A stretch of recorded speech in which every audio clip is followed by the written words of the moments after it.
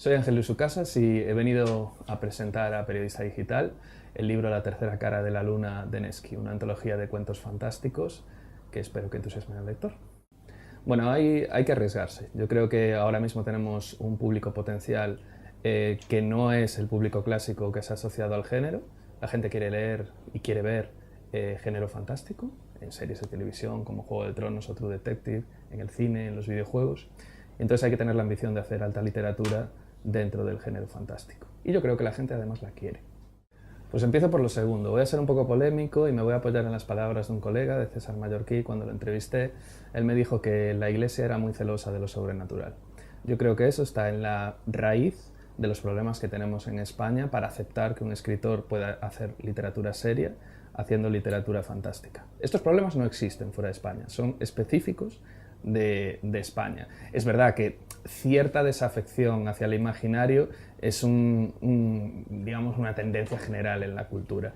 Pero creo que en España específicamente tenemos un problema que hunde sus raíces en, bueno, en el espíritu católico que tiene este país. Por otro lado, yo creo que el problema del cuento, si bien el del fantástico, puede ser más local de España, el del cuento es más universal. Me fascina el prólogo que hace J.G. Ballard, bueno, que firmó en su recopilación de relatos completos que están publicados desde el año pasado, y en el que uno puede leer a ese gran escritor que era Ballard diciendo que uno de los mayores problemas que vive la literatura contemporánea es que los autores se plantean desde el principio escribir una trilogía de novelas antes de haberse fogueado en el formato corto, y que esto hace que tengamos peor literatura de la que teníamos cuando el formato corto se leía.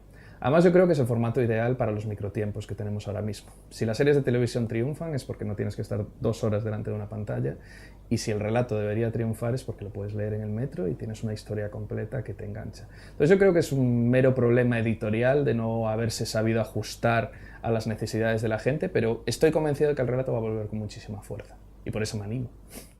Bueno, pues yo creo que la diferencia fundamental entre escribir novela y cuento, ¿no?, es que el cuento es ese maravilloso laboratorio, o si queremos casi laboratorio alquímico, en el que uno puede testar todos los sabores que quiere que el lector paladee, ¿no?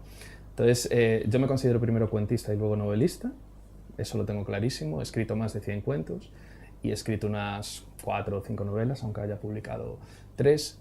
Y creo además que el escritor donde se fragua como escritor es en el relato. La diferencia fundamental es que en un relato, y en esto me vuelvo a remitir a Ballard, tienes que sintetizar, tienes que ser capaz de sintetizar un mundo, para mí, igualmente complejo que el de una novela, en muy pocas páginas. Y el tipo de relato que yo trabajo, si funciona, es si ocurre que el lector tiene la sensación de que allí hay un universo mucho mayor del que abarcan las páginas. Muchos de estos relatos serían fácilmente convertibles. Esto me ha pasado en muchas reseñas, en hasta trilogías. Pero a mí me obsesiona la capacidad de síntesis y de fascinación en muy pocas páginas. Y es algo que quiero además hacer durante toda mi carrera. Las novelas llegarán y seguirán llegando, ahora estoy trabajando en una, pero jamás abandonaré el relato, aunque no se venda. Pues el reto fundamental fue de síntesis. Marian y yo bueno, yo le entregué una cantidad de material bastante enorme. Trabajamos sobre unos 40 cuentos y de ahí hicimos una selección que un poco capturara la atmósfera de una etapa, ¿no? La síntesis de La tercera cara de la luna era como un collar de perlas oscuras, ¿no?, que sintetizan esa etapa en concreto de mi carrera literaria, lo que quería expresar en esa etapa. Y entonces la mejor manera de hacerlo era coger mucho material y de ahí ir cribando hasta poder encontrar un hilo conductor, ¿no?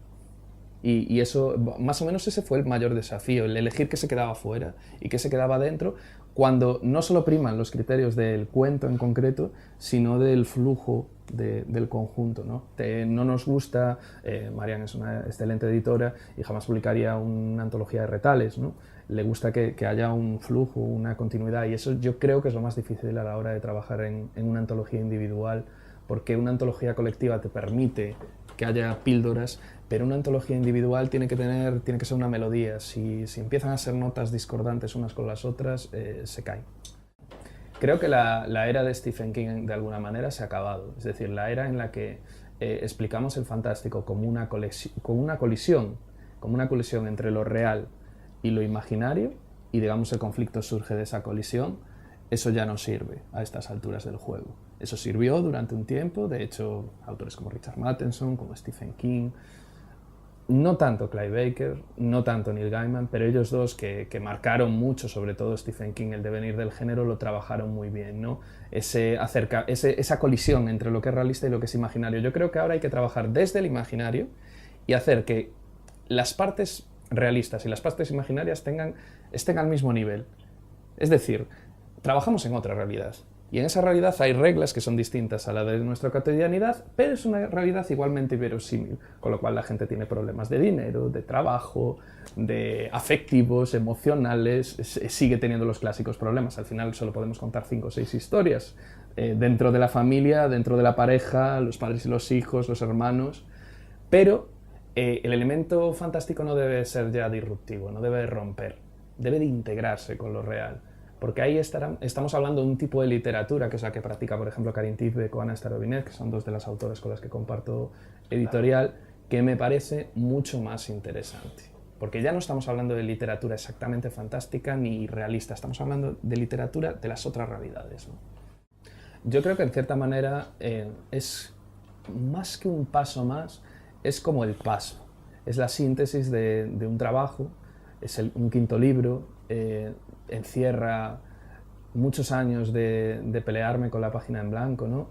Y con encontrar una síntesis de lo que quiero contar. Me obsesiona mucho que tenga algo que contar que no sea simplemente una repetición de lo que ya se ha hecho, sino que a mí realmente me interesa utilizar el fantástico como un trampolín y hacerlo evolucionar a otra cosa, ¿no? No me interesa lo referencial, sino a dónde podemos llegar. Y creo que en esa línea está ahora mismo el contexto fantástico de la literatura española. Tenemos autores magníficos y puedo citarlos, puedo citar unos cuantos: Ismael Martínez Virrún, Emilio Bueso, Francisco Miguel Espinosa, Ignacio Cid, del que estaré presentando una novela este domingo, Genspest. Y además tenemos ese tipo de autores dúctiles que no han bebido solo del fantástico, muchas veces ni siquiera principalmente del fantástico, pero tampoco tienen ningún complejo ni ningún reparo en aprovechar la potencia del fantástico, que es igual o en algunos casos, en determinados casos, superior a la de la literatura más realista. Yo veo un panorama creativo extraordinario y un panorama editorial muy complejo. Hay pocas ventanas para que este talento llegue al público. Nevsky es una de ellas. Ha sido magnífico que se hayan animado con un libro tan arriesgado como el mío. Rezo porque le vaya muy bien, porque eso significaría también mucho para el futuro. Yo creo que Nevsky es una de las editoriales, como lo es Salto de Página, que ofrece una ventana ideal para este tipo de talento literario, pero hay pocas apuestas. Yo viví en otras experiencias editoriales, en mis anteriores novelas, pues editoriales que tuvieron que cerrar, ¿no? Y que hacían muy buen trabajo, pero que no tenían, digamos, no hay tradición editorial de esto, no hay mucha tradición de publicar autores fantásticos en España. Y claro, es complejo. Solo tenemos un caso de éxito rotundo, que es el de Félix J. Palma, autor de bestseller del New York Times, y aún así, digamos, camuflando de alguna manera los elementos fantásticos. Entonces, tenemos una oportunidad enorme en cuanto a talento. Es el género que más vende en el mundo, en cine, en videojuegos y también en literatura. No hay que olvidarse de fenómenos como Juego de Tronos, como Patty Rothfuss, etcétera, etcétera. Pero tenemos que darle un escaparate y tenemos que arriesgarnos a no ir con esa preconcepción que vamos muchas veces los españoles sobre lo español, ¿no? Nos pasa con las series. Si es una serie española, ya me imagino una serie de cosas. Ministerio del Tiempo, un ejemplo, que la ha visto menos gente de la que merece verla, ¿no? Pues ya me voy, esto no lo van a saber porque esto solo lo saben hacer los americanos. Pues hay que olvidarse un poco de eso porque, primero, no solo lo saben hacer los americanos, muchos de los mejores autores fantásticos no son americanos, y segundo, hay que dar una oportunidad, ¿no? No hay que partir de determinadas brechas culturales. Jamás he leído El Señor de las Moscas. Y es un libro, curiosamente, es una de esas cosas extrañas que le ocurren a uno, que he estado obsesionado por leer toda mi vida. Entonces, hay un cuento en La tercera cara de la luna que se llama La despedida, en la cual escribo lo que podría ser El Señor de las Moscas, o lo que yo me imagino que es El Señor de las Moscas sin haberlo leído, ¿no? Entonces, evidentemente, hay niños, hay una cultura de niños, y lo que el lector se va a encontrar aquí es una idea yo creo que muy potente y que alguna vez nos hemos enfrentado todos cuando nos echamos a dormir, diluimos esa cosa difícil de definir que es la identidad y nos vamos a otra parte, que es qué pasa, cuál es la brecha real entre los sueños y la realidad. ¿Hay alguna manera de que aquello que creamos en los sueños, si es que lo creamos, influya en lo real? ¿Se podría sustituir una cosa por la otra? ¿Habría alguien con la ambición suficiente como para resolver los problemas del mundo mediante un esfuerzo de pura imaginación? Pues eso, una sociedad de niños y algo que pasa cuando se cumplen los 16 años son los tres elementos que juegan en la despedida. Yo creo que, bueno, estoy seguro de que el periodismo jamás va a desaparecer porque ha cubierto, una vez las sociedades han alcanzado un grado de madurez, ha cubierto uno de los papeles esenciales para que una sociedad pueda funcionar. Sin periodismo no se puede tener democracia, sin periodismo no se puede tener una sociedad que funcione. Eso está clarísimo. Se han cometido muchísimos errores, mezclando lo informativo con lo comercial, digamos, haciendo que el dinero pese de una manera fundamental a la hora de decidir hacer información, ¿no? Entonces yo creo que el periodismo del futuro está clarísimamente marcado por experimentos como Wikileaks. O sea, eso es el futuro. El futuro es un periodismo que saque a los periodistas de las redacciones y que los ponga a trabajar de verdad en hacer investigación. Y me imagino un periodismo en el futuro en el que los datos jueguen un papel fundamental. Ahora está muy de moda todo el tema del Big Data, todo el tema de los analytics, todas las empresas, tú te vas a cualquier startup y es algo que utilizan constantemente, actualizado en tiempo real, los mapas, etcétera, etcétera.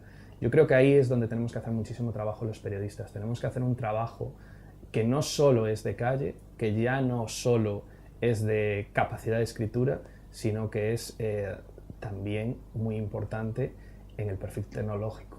Tenemos que hacernos un poquito tecnólogos, los periodistas, tenemos que empezar a manejar datos, tenemos que preocuparnos por ser nosotros los que lleguemos directamente a las fuentes donde se manejan los datos, porque ahí tenemos muchas de las historias que podemos contar. Y una vez tengamos esos datos y sepamos dónde está la historia, podemos ir a la calle para encontrar el perfil que se asocie a esos datos y encontrar, digamos, el factor humano que explique una realidad que está en los números, ¿no?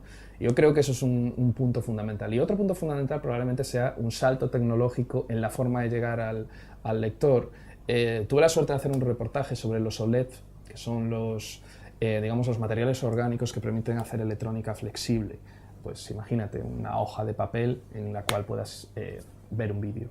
Yo creo que eso ayudaría muchísimo, muchísimo a fundir esas dos patas que ahora tenemos desligadas, que es el periodismo digital del periodismo impreso, ¿no? Pero lo fundamental es hacer buen periodismo. Y el buen periodismo ya sabemos cómo se hace y ahora hay que añadirle el factor de los datos. Era un factor que antes no estaba presente, pero ahora en una sociedad que va a vivir conectada, en la que cada objeto va a formar parte de la red, tenemos una cantidad de medidores, de detectores de historias abrumadora, pero hay que saber usarla.